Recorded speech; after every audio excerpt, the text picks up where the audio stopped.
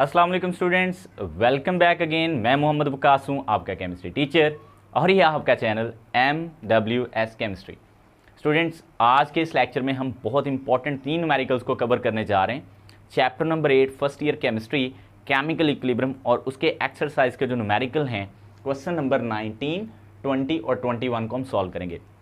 Solution से पहले मैं आपको एक चीज़ बताना चाहता हूँ। आपके कमेंट्स मैं पढ़ता हूँ, उनका रिप्लाई भी करता हूँ। अक्सर आपके कमेंट्स आते हैं, खासतौर पे फर्स्ट ईयर के जो स्टूडेंट्स हैं जो अभी मुझे देख रहे हैं इस लेक्चर में, आप ये कमेंट करते हैं कि सर हमें इंपॉर्टेंट लॉन्ग क्वेश्चंस बता दें, सर हमें scheme of your first year paper chemistry का वो बता दें।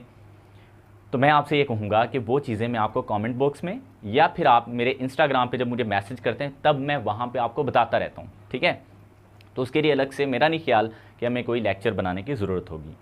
तो आज के इस इम्पॉर्टेंट लेक्चर में हम कवर करेंगे क्वेश्चन नंबर 19, 20 और 21 को। देखें, क्वेश्चन नंबर 19 को हम शुरू करते हैं। सबसे पहले वो कहता है हमने एक हमारे पास एक केमिकल रिएक्शन है, डीकम्पोजिशन है बेसिकली HI की, हाइड्रोजन आयोडाइड की। ये जब डीकम्पोज होती है तो इससे हाइड्रोजन गैस और आयोडीन गैस ये बन रही है, ठीक है। बाकी इसको बैलेंस करना है तो ये बैलेंस करते हैं।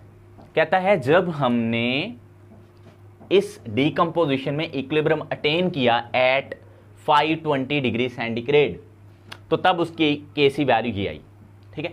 इट मीन्स जब यहाँ पे टाइम ऑफ इक्विलिब्रियम होगा, यानी इक्विलिब्रियम अटेन हो जाएगा, तब यहाँ पे कंसंट्रेशंस क्या थी। HI की कंसंट्रेशन बची थी 0.08 मोलर, यानी ये इतना बच गया था डीकम्पोज होने के बाद, और ये दोनों बने हैं 0.01 मोलर, और ये भी बना है 0.01 मोलर आयोडीन भी अपनी गैसियस फॉर्म में, यहाँ पे वेपर फॉर्म में बने, ठीक है। तो ये टाइम ऑफ इक्विलिब्रियम अटेन हो चुका है। याद रखिएगा टेम्परेचर 520 डिग्री सेंटीग्रेड, और यहाँ पे केसी की वैल्यू कितनी, ये वाली। और याद रखना यहाँ पे एक और चीज़, केसी की वैल्यू को सिर्फ एक ही फैक्टर चेंज कर सकता है और उसका नाम टेम्परेचर है। बाकी जो फैक्टर्स हैं वो केसी की पोजिशन को बदलते हैं, लाइक वॉल्यूम, प्रेशर, है ना, कंसंट्रेशन, ये केसी की पोजिशन को बदलते हैं। पोजिशन और वैल्यू दो डिफरेंट चीज़ें, और अगर केसी की वैल्यू को कोई चेंज कर सकता है factor, that is only temperature. So it means अब यहाँ पे हमें टेम्परेचर मेंशन करना बहुत ज़रूरी है, क्योंकि टेम्परेचर कैन चेंज और alter the value of KC. एक फैक्टर ऐसा भी है हमारे पास जो ना केसी की वैल्यू को बदलता है ना उसकी पोजीशन को बदलता है, और उसका नाम है कैटलिस्ट। वैसे ये चीज़ें आपको यहाँ बताने की ज़रूरत नहीं थी, लेकिन फिर भी मैंने ज़रूरी समझा ये बताना, तो इन चीज़ों को भी आपने नोट कर लेना है। अब वो क्या कहता है, वो कहता है इस जो इक्विलिब्रियम जो आ चुका है इसको हमने डिस्टर्ब किया है, तो मींस ली चैटलर्स प्रिंसिपल लगेगा। When you disturb the equilibrium KC will shift either right और लेफ्ट टू मिनिमाइज और nullify the effect, that is called Le Chatelier's principle. And this stress may be in term of concentration, in term of volume, in term of pressure or in term of temperature. Clear? तो यहां पे हमने जो change किया है, हमने जो stress apply की है वो इन टर्म ऑफ कंसंट्रेशन है। तो हमने जो नई कंसंट्रेशन ऐड की है HI की वो ये वाली है, ओके। सो अब जो नई कंसंट्रेशन हमने ऐड की है वो है 0.096 हमारे पास मोल। मैं मोल यहां पे अब नहीं लिख रहा क्योंकि उसमें मैंने x प्लस या माइनस करने। अब वो कहता है बताओ नई जो इक्विलिब्रियम अटेन होगी हमारे पास, टाइम ऑफ इक्विलिब्रियम नए इक्विलिब्रियम के लिए आएगा, तो वो कहता है बताओ तब हमारे पास H2 और I2 की नई कंसंट्रेशन कितनी आएगी, और ये जो हमने एडेड कंसंट्रेशन यहाँ पे नई ऐड की है ये डिकम्पोज होने के बाद बाकी कितनी बच जाएगी। तो पहले देखते हैं ये कितनी बनेगी, इसको हम x लिख लेते हैं, इसको भी हम क्या लिख लेते हैं x। तो नई कंसंट्रेशन इनकी x आ गई है क्योंकि वो अननोन वैल्यूज हैं। इसमें से किसकी कमी होगी, यस। अच्छा, ये x हमने किस में ऐड करना है, किसी में ऐड भी तो करना है। ये a या b, ये एक आप तसव्वुर कर लो, ये b कर लो, तो इनमें ऐड होगी ना फर्दर। तो इसमें होगा 0.01 प्लस ये x, और इसमें भी 0.01 प्लस ये x, यानी जितनी कंसंट्रेशन पहले बनी हुई है उसमें x मजीद ऐड हो जाएगा। और इसमें से कमी किसकी होगी, 2x। सर यहाँ पे आपने ज्यादती की है, यहाँ पे आप 2x माइनस करें, यहाँ पे आपने सिर्फ x ऐड किया। तो इसकी वजह भी सुन लें, जो हाइड्रोजन है उसके नंबर ऑफ मोल 1 हैं तो यहाँ पे सिर्फ x ऐड करेंगे, और इसके भी नंबर ऑफ मोल 1 हैं तो x ऐड करेंगे। यहाँ पे नंबर ऑफ मोल्स 2 हैं तो -2। यहाँ पे माइनस इसलिए किया ये कम होंगे, और यहाँ पे प्लस इसलिए किया ये बढ़ेंगे, प्रोडक्ट बढ़ेगी, रिएक्टेंट कम होंगे। अब वो कहता है यही बताओ, अब हमारा क्वेश्चन भी यही है कि जो नई कंसंट्रेशंस आएंगी नए इक्विलिब्रियम पे जो अब अटेन होगा उसमें HI की कंसंट्रेशन कितनी होगी, I2 की कितनी, H2 की कितनी होगी और I2 की कितनी होगी, यानी ये उसने हमें पूछा है। तो आइए इसको हम सॉल्व कर लेते हैं। तो देखें सबसे पहले आप ना इसकी केसी वैल्यू लिखो। अब केसी हमारे पास किसके बराबर होता है, product according to law of mass action, product की कंसंट्रेशन ये वाली and divided by reactants HI की कंसंट्रेशन का स्क्वायर। आई रियली होप कि ये चीज़ें आपको समझ आ रही हैं, बहुत सिंपल चीज़ें हैं, पिक कर रहे होंगे। ठीक है, चलो जी, केसी की वैल्यू हमारे पास है 0.016। आपका एतराज़ ये भी होता है कि सर आप सॉल्व नहीं करके दिखाते, तो सर आज थोड़ा बहुत सॉल्व भी कर देंगे, थोड़ा बहुत करूँगा, बाकी कुछ ना कुछ हिसाब खुद भी किया करो। सॉल्व करने से मैं चाहूँ तो खुद भी कर दूँ, कोई इशू नहीं है, लेकिन मैं अगर सॉल्व करूँगा तो आप क्या काम करेंगे, आप खुद भी करेंगे, तो आपको थोड़ा बहुत जब एग्ज़ाम में बैठेंगे तो आपको चीज़ें क्लियर होंगी, समझ रहे हो ना। तो देखो H2 की हम हमारे पास कंसंट्रेशन जो नई वाली आई है वो ये वाली है। ठीक है, वो कितनी है 0.01 प्लस एक्स, इधर भी यही लिखो 0.01 प्लस एक्स, और डिवाइडेड बाय हमारे पास HI की जो कंसंट्रेशन है वो ये 0.096 minus 2x as a whole square. Sir ये स्क्वायर कहाँ से आ गया, क्योंकि ये भाई स्क्वायर है तो मैंने स्क्वायर लिखा। अब आपने करना क्या, इसको और इसको मल्टीप्लाई करोगे तो a प्लस बी, जब दोनों मल्टीप्लाई होंगे तो a plus b as a whole square होगा, तो ये भी ऐसे ही होगा 0.01 plus x as a whole square लिख सकता हूँ मैं, और नीचे तो पहले ही एज ए होल स्क्वायर है। और यहाँ पे ये ना करना कि फार्मूले लगा के आप स्क्वायर खोलने शुरू कर देना, ये काम फिर ज़्यादा लेंथी हो जाएगा कि सर हमें पता है, हमें आता है फार्मूला, हमने जब छोटे होते थे पढ़ा था a minus b as a whole square का मतलब होता है a square plus b square minus 2ab। Formula तो मुझे भी आता है लेकिन लगाना नहीं है। ओके, लगाना इसलिए नहीं है क्योंकि ऊपर भी स्क्वायर है नीचे भी स्क्वायर है, तो इसको सारे को हम एज ए होल स्क्वायर लिख सकते हैं, या फिर हम इसका स्क्वायर रूट डायरेक्ट ले लेते हैं। सिंपली आप ऐसे करो, स्क्वायर को ख़त्म करने के लिए इस तरफ भी अंडर रूट ले लो यानी स्क्वायर रूट ले लो, और इस तरफ भी यही काम करेंगे 0.01 प्लस एक्स और नीचे 0.096 माइनस 2x।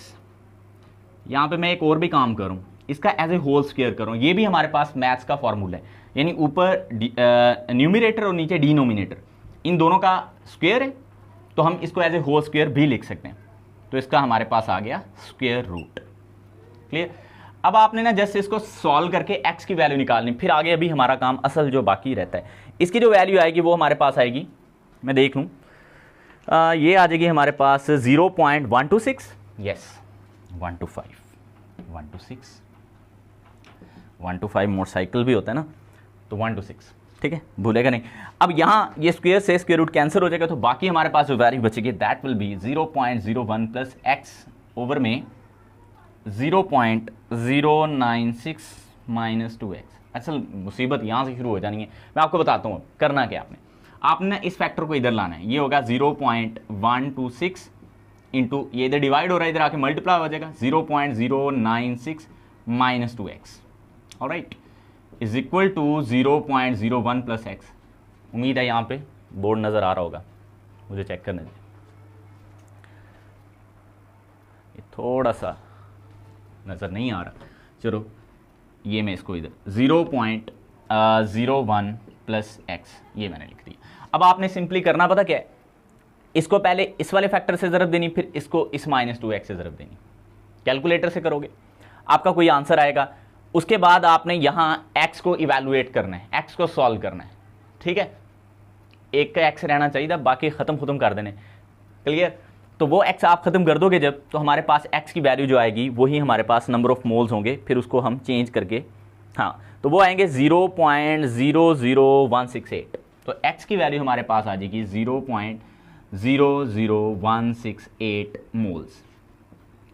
ये हमारे पास x की वैल्यू आई। अभी मैं दोबारा चेक कर लेता हूँ, दैट इज़ एक्चुअली यस 0.00168। बाज़ों का थोड़ी बहुत मिस्टेक भी हो जाए ना वैल्यूज़ की, तो वो आप चेंज कर लिया करो, ठीक है।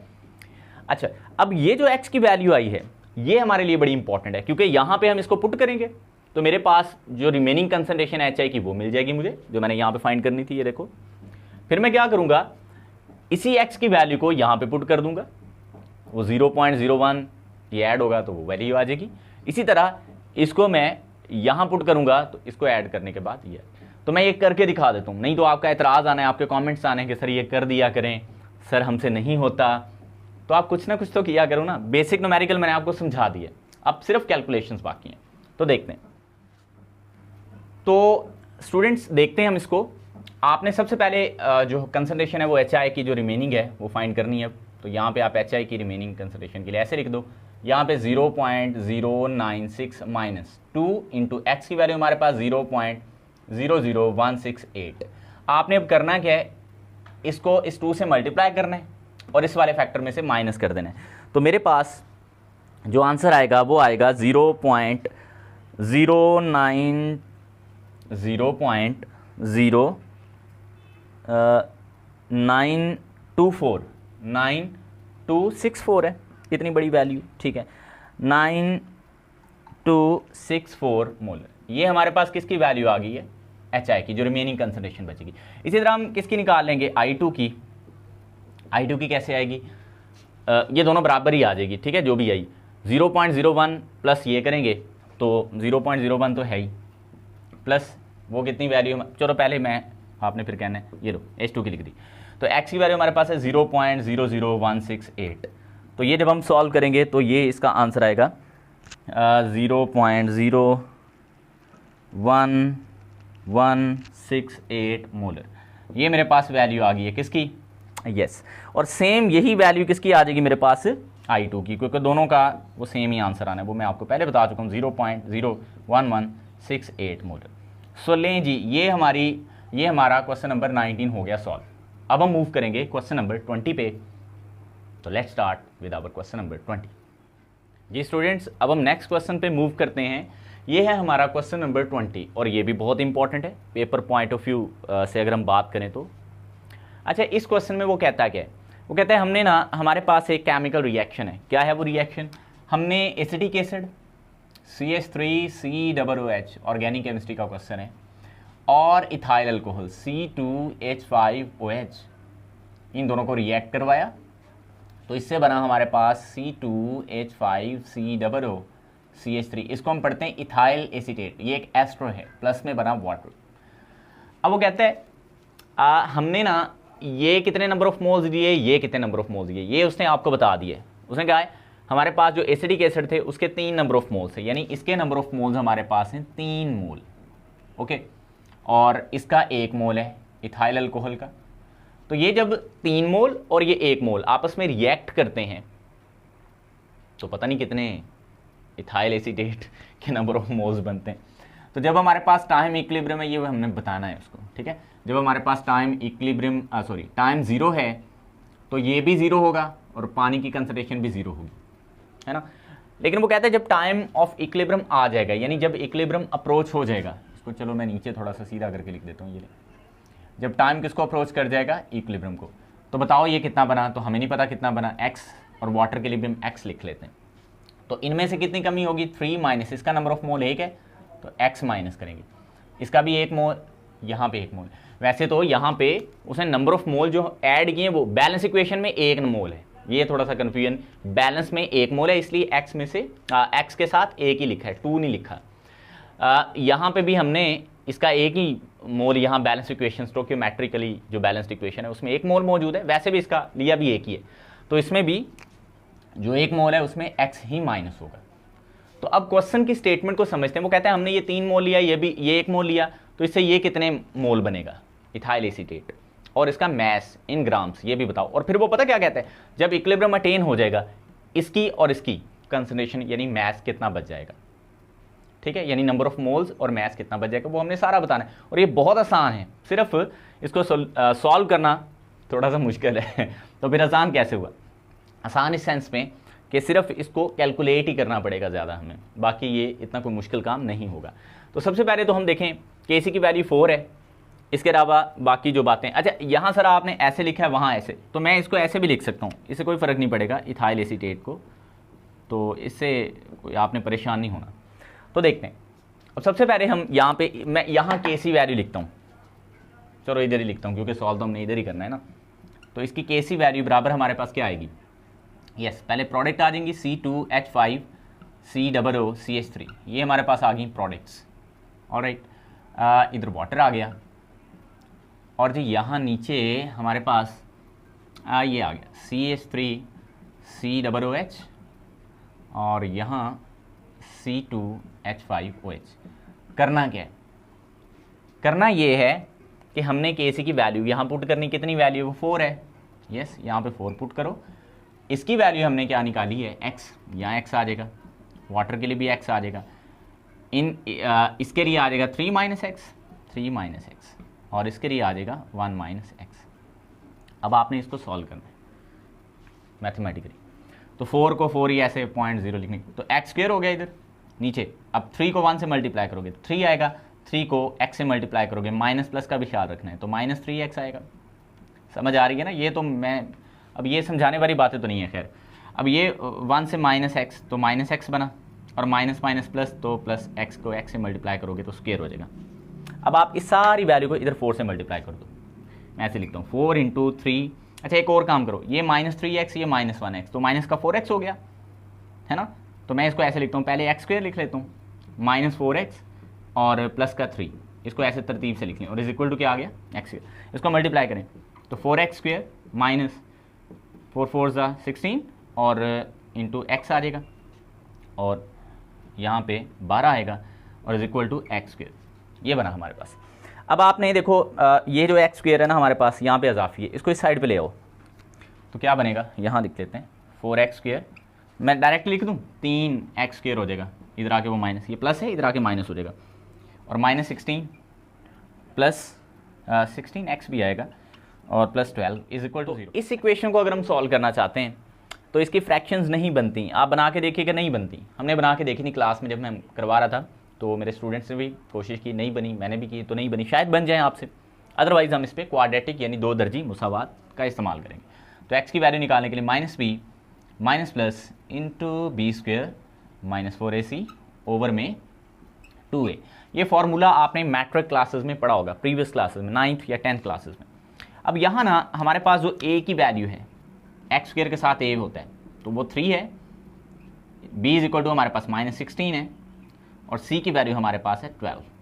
तो अगर आप एज्यूम ये कर रहे हैं कि मैं इसको सॉल्व करके दूंगा, तो हरगिज़ नहीं दूंगा। ठीक, आप खुद करोगे, आपने खुद करना है। x की वैल्यू मैं आपको बता देता हूँ क्या आएगी।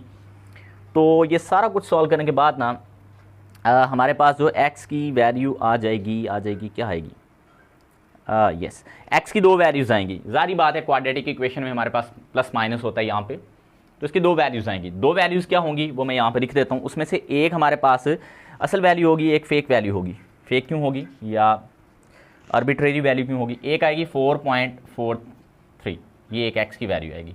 दूसरी हमारे पास x की वैल्यू क्या आएगी, हाँ जी, वो आ जाएगी हमारे पास 0.903। जी तो स्टूडेंट्स, 2 वैल्यूज़ आई थी, एक वैल्यू हमारी Kc 4 वैल्यू से भी बड़ी थी, 4.43। इसका मतलब वो वैल्यू असल वैल्यू नहीं है, उसको हम निगलेक्ट कर देंगे। एक वैल्यू थी हमारे पास x की 0.903, तो ये वैल्यू एक्चुअल वैल्यू होगी, क्योंकि ये हो ही नहीं सकता कि Kc वैल्यू से भी कोई बड़ी वैल्यू आ जाए। क्लियर? तो x की वैल्यू Kc वैल्यू से मैक्सिमम भी अगर आएगी तो उसके बराबर आएगी, उससे बड़ी नहीं हो सकती। तो इसलिए हमने ये वैल्यू कंसिडर की। दूसरी हमने कहा कि वो उसका रियल रूट नहीं था, ये रियल रूट है। अब हमने क्या करना है, हमने इसके number of moles ethyl acetate के, जो कि एस्टर है, और इसके मैस इन ग्राम भी फाइंड करना है। तो नंबर ऑफ मोल्स तो यही होंगे, क्योंकि इसके नीचे अगर आप चेक करो x आ रहा है, तो नंबर ऑफ मोल्स तो यही हैं। तो अगर मैं यहाँ पे लिखूँ फॉर C2H5COO तो इसके मैं निकाल रहा हूँ अगर नंबर ऑफ मोल्स, यानी ये मैं n लिख देता हूँ बड़ा करके, तो इसके अगर हम नंबर ऑफ मोल्स निकाल रहे हैं वो तो यही है, इसमें तो हमें कोई शक होना ही नहीं चाहिए। हाँ, अब अगर हम इसका मैस निकालना चाहते हैं, आपने पढ़ा होगा फर्स्ट चैप्टर, उसमें नंबर ऑफ मोल्स निकालने का हमारे पास क्या फार्मूला है, ये मैं लिख देता हूँ यहाँ पे, given mass in grams over molecular weight, यानी मॉलिक्यूलर मैस। हमने क्या निकालना है, हमने ये निकालना है। तो इसका मतलब अगर हम नंबर ऑफ मोल्स को मोलर वेट से मल्टीप्लाई कर दें तो हमारे पास मैस इन ग्राम आ जाएगा। ऐसे ही होगा ना। अब आप करोगे क्या, यहाँ पे आप सिंपली ये करोगे कि आप सबसे पहले मॉलिक्यूलर वेट निकालोगे इथाइल एसीटेट का। ये मैं आपको यहाँ पे निकालना सिखा देता हूँ। देखो C2H5COOCH3। अब देखो कार्बन टोटल यहाँ पे हैं कितने, 2 ये 3 और ये 4, तो 12 को 4 से, कार्बन का एटॉमिक वेट 12 होता है मॉलिक्यूलर मैस, तो 4 कार्बन है 48 हो जाएगा, 2 ऑक्सीजन है 32 32 होगा, और 5 और 3 8 हाइड्रोजन है, एक हाइड्रोजन का एक अगर हम लें तो ये बनेगा। ठीक है, तो तो जब आप इसको सम करोगे आई थिंक आंसर 88 आ जाएगा मोल्स इसके ग्राम पर मोल, यानी एक मोल में इतने ग्राम्स होते हैं, तो ये ग्राम पर मोल आ गया। अब ये जो मॉलिक्यूलर वेट आया इसको आपने किससे मल्टीप्लाई करना है, नंबर ऑफ मोल से। तो नंबर ऑफ मोल्स कितने, ये वाले, तो आप सिंपली क्या करोगे, नंबर ऑफ मोल जो है 0.903 मल्टीप्लाइज बाय, अब कैपिटल M हमारे पास 88 है, ये मैस इन ग्राम के बराबर आ जाएगा। तो इसको जब आप मल्टीप्लाई करोगे कैलकुलेटर से तो ये आ जाएगा 79 आगे आ रहा है कितना 46 ग्राम्स। ये हमारे पास क्या आ गया, मैस इन ग्राम। ठीक है, आई होप कि ये आपको बिल्कुल सिंपली समझ आ गया होगा। अब आपने क्या करना है, हाँ अब अगला काम ये है, वो कहते हैं ये जो आपके रिएक्टेंट्स थे एसिटिक एसिड और इथाइल अल्कोहल, बताओ इसके रिमेनिंग नंबर ऑफ मोल्स कितने कितने होंगे। तो आपके पास पहले कितने थे, 3, यही ना, 3 में से x माइनस करो। मैं एक का करके दिखा देता हूँ, दूसरा आपने खुद कर लेना है। ठीक है, यहाँ पे कर देता हूँ। देखो अगर यहाँ नंबर ऑफ मोल्स मैं किसके निकालना चाहता हूँ पहले, क्योंकि उसने कहा है इसका रिमेनिंग मैस बताओ कितना बचा, तो पहले हमें नंबर ऑफ मोल्स पता होंगे तो मैस इसका निकालेंगे ना। तो नंबर ऑफ मोल्स हमारे पास CH3COOH के थे कितने थे, हाँ जी 3 पहले थे, इसमें से x माइनस करेंगे।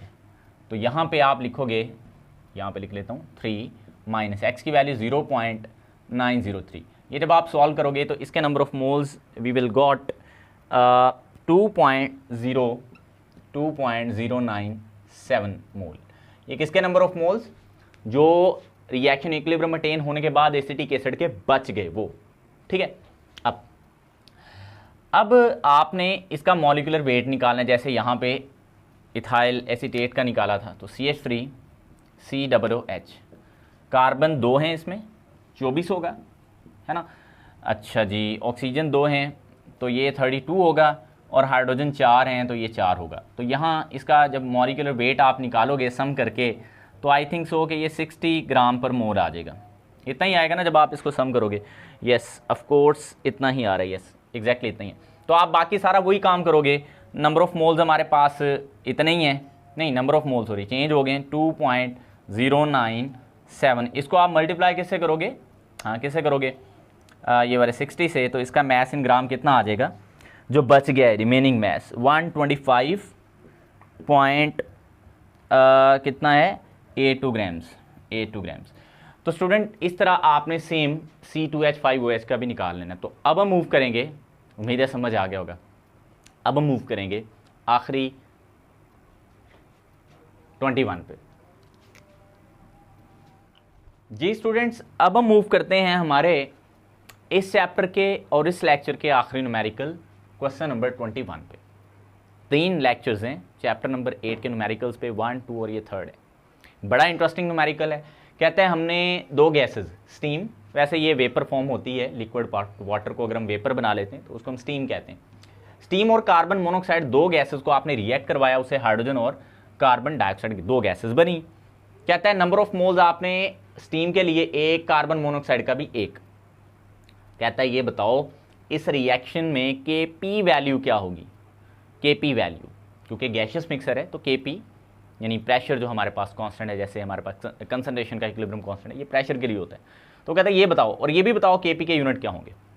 और एक चीज़ आपने जो सबसे इंटरेस्टिंग और मोस्ट इंपॉर्टेंट चीज़ है इस न्यूमेरिकल की, वो ये है at equilibrium 33.3% hydrogen in the mixer, यानी जब आपका इक्विलिब्रियम अटेन होगा तो मिक्सर के अंदर जो हाइड्रोजन गैस होगी वो 33.3% होगी।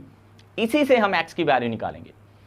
x की वैल्यू आएगी तो हमारे पास नंबर ऑफ मोल्स आ जाएंगे फिर। ठीक है, तो सबसे पहले हम यहाँ पे नंबर ऑफ मोल्स किसके भरा, यस हमारे प्रोडक्ट्स के, हाइड्रोजन के भी और कार्बन डाइऑक्साइड के भी। अब यहाँ पे जो सबसे इंपॉर्टेंट चीज़ है वो ये है कि हम x की वैल्यू को फाइंड करें सबसे पहले, फिर हम Kp की वैल्यू पे आएंगे। उसकी वजह क्या है, क्योंकि अगर हम Kp की वैल्यू निकालना चाहते हैं, है ना, तो इसका फॉर्मूला हमारे पास ये होता है Kp is equal to Kc into RT raise to power delta n। अब यहाँ पे जो डेल्टा n है वो तो होना है 0। कैसे 0 है मैं यहाँ पे बताता हूँ। देखो डेल्टा n जो बराबर होता है ना, ये होता है number of moles of product minus करके number of moles of reactant. Total number of mole. तो प्रोडक्ट का 1 मोल इसका है, 1 मोल इसका, बैलेंस इक्वेशन में तो कितने हो गए 2 मोल। तो यहां पे हम लिखेंगे क्या 2 माइनस करके number of moles of reactant भी हमारे पास 2 ही हैं। तो अगर दोनों तरफ students number of moles equal होना, इक्वल नंबर ऑफ मोल्स हो, तो तब जो हमारे पास डेल्टा एन होगा वो 0 हो जाता है, तब Kp और Kc की वैल्यू बराबर आती है। यानी यहां पे जो Kp है वो बराबर आ जाएगा किसके, Kc के। इसका मतलब हमने Kc ही फाइंड करना है। अगर हमने Kc फाइंड कर लिया तो इट अल्टीमेटली मीन्स कि हमने Kp फाइंड कर लिया, ठीक है। क्योंकि यहां पे जब हम 0 पुट करेंगे RT raise to power 0 something raise to power 0 will be equal to 1। तो जब वो 1 आएगा, 1 को Kc से मल्टीप्लाई करेंगे तो वो Kp के इक्वल ही आ जाएगा। ये वाली हमारे पास सिनेरियो बन जाएगा। फाइंड करना है Kc ही को, वो Kc जो आएगा आंसर वही हमारा Kp होगा।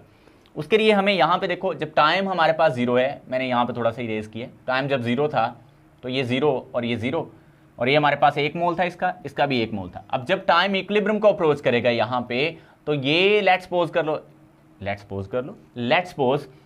x मोल बना और ये भी बना x मोल। इसमें से 1 माइनस एक्स होगा, इसमें से भी 1 माइनस एक्स, क्योंकि दोनों का 1 मोल है। इधर बैलेंस इक्वेशन की बात करूं तो x ही माइनस होगा, इधर भी इनका 1 मोल है तो x ही लिखेंगे सिंपली।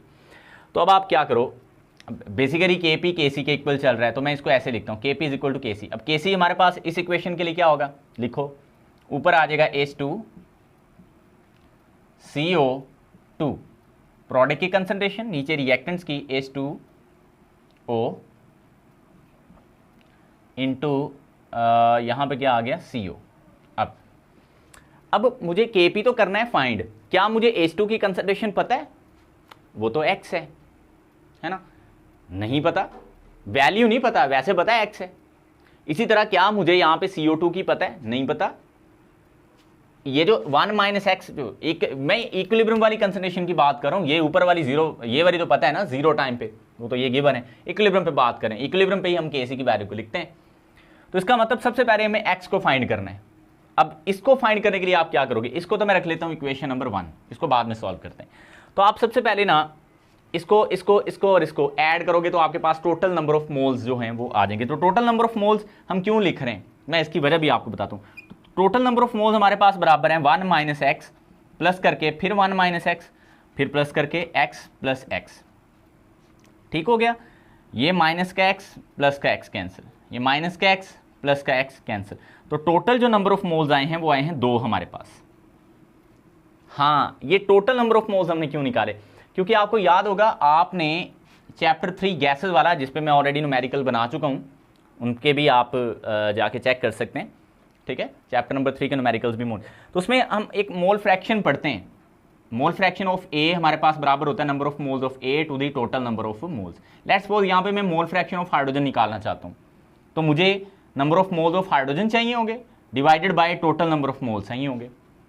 तो मैंने हाइड्रोजन ही क्यों लिखा यहाँ पे, क्योंकि हाइड्रोजन की हमें परसेंटेज गिवन है। ये देखो, ये है सबसे इंपॉर्टेंट पार्ट इस न्यूमेरिकल का। तो अब आपने ना x2 निकालना है, यानी हाइड्रोजन के मोल फ्रैक्शन को। तो उसके लिए हमें नंबर ऑफ मोल्स किसके चाहिए होंगे, यस हाइड्रोजन के, जो कि कितने हमें नहीं पता, x हैं। चलो यहाँ पे लिखते हैं x। Total number of moles तो पता है ना 2। ये जो मैंने अभी लिखा ना x/2, x यहाँ पे number of moles of hydrogen है और 2 टोटल नंबर ऑफ मोल्स है। अब इसको बराबर हम किसके लिखेंगे, मोल फ्रैक्शन ऑफ हाइड्रोजन। लेकिन यहाँ पे हमें मोल फ्रैक्शन गिवन नहीं है, हमें वो परसेंटेज की फॉर्म में गिवन है। तो मैं क्या करता हूँ, ऐसे लिख लेता हूँ 33.3 डिवाइडेड बाई 100। आई थिंक ये गलत नहीं होगा, परसेंट का मतलब होता है डिवाइडेड बाई 100। तो जब आप इसको सॉल्व करोगे, सॉल्व कैसे करना है, इस 2 को उस तरफ ले जाओ, तो x is equal to 33.3 multiplies by 2 divided by 100। तो मेरे पास x की वैल्यू आ जाएगी, यही हमने यहाँ पे निकालनी थी। तो हमारे पास यहाँ पे जो x की वैल्यू आएगी वो आएगी 0.666 ये। और हमने फाइंड अब क्या करना है, जो हमने चीज़ फाइंड यहाँ पे करनी है वो ये यहाँ पे इन सब की कंसंट्रेशंस को फाइंड करना है। हाइड्रोजन की कंसंट्रेशन ये हमारे पास आ चुकी है। ये बेसिकली जो कंसंट्रेशन x की फॉर्म में आई है वो किसकी होगी, हाइड्रोजन की भी, और वही x किसके बराबर है, कार्बन डाइऑक्साइड की भी कंसंट्रेशन के, है ना। तो इसका मतलब इसी इक्वेशन को आगे मैं सॉल्व करता हूँ यहाँ पे इरेज करने के बाद। देखो कैसे, मैं आपको करके दिखाता हूँ। आपने ना यहाँ जो हाइड्रोजन की कंसंट्रेशन है वो कितनी है, x के इक्वल है। x किसके इक्वल है, 0. ये तो यहाँ पे लिखो 0.666 इनटू फिर इसकी भी x के बराबर है और ये भी होगा 0.666 डिवाइडेड बाय, अब वाटर की कंसंट्रेशन हम कैसे निकालेंगे, आपने ना 1 में से x को माइनस कर देना है क्योंकि वो वाटर यानी स्टीम के नीचे आ रहा है, तो 1 माइनस एक्स जब हम करेंगे तो ये हमारे पास 0.33 आ जाएगा, तो ये 0.33 आ गया, यहाँ पे एक और 3 लिख लें, इधर भी आ गया 0.33 हमारे पास ये वाली वैल्यू आ गई, ठीक, क्योंकि इधर भी 1 माइनस एक्स करना था। तो जब आप इसको सॉल्व करोगे तो आपके पास क्या वैल्यू आ जाएगी Kp की, सारा मल्टीप्लाई करना है और इसमें है क्या, मल्टीप्लाई करके इसको सॉल्व करोगे तो ये हमारे पास Kp की वैल्यू आएगी 4, यानी यहाँ पे जो Kp की वैल्यू आ जाएगी वो कितनी आ जाएगी, यस 4 आ जाएगी। अब आखिरी काम हमने Kp के यूनिट निकालने हैं, तो याद रखें जब हमारे पास डेल्टा n की वैल्यू 0 हो ना तो यूनिट्स भी नहीं होते।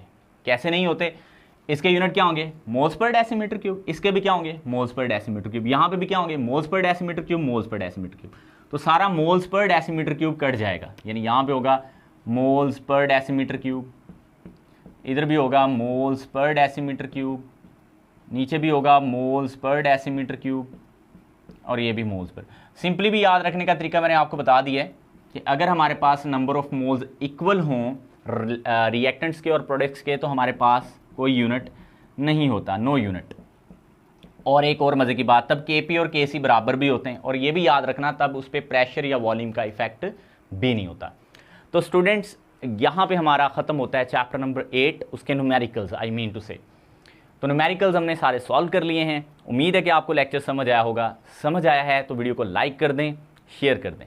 अल्लाह हाफिज़।